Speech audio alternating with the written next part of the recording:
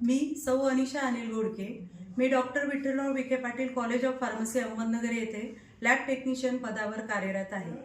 अलीकडे माझ्या वाचनात एक पुस्तक आलंय।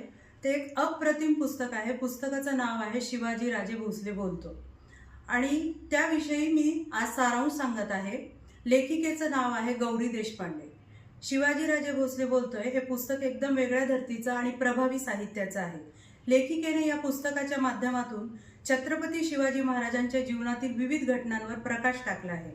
हे केवळ एक ऐतिहासिक लेखन नसून शिवाजी महाराजांच्या विचारांना आणि त्यांच्या निर्णयांना एका वेगळ्या दृष्टिकोनातून समजावून सांगणारं आहे।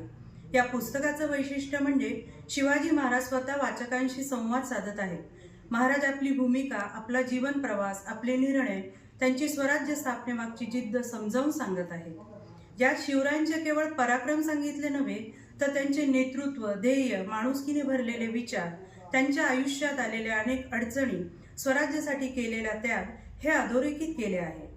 मी हे पुस्तक का सुचवते तर हे पुस्तक फक्त महाराजांचा पराक्रम सांगत नाही तर महाराजांचे विचार, त्यांचे नेतृत्व, समाजासाठी आपण काय करावं हे सांगतं।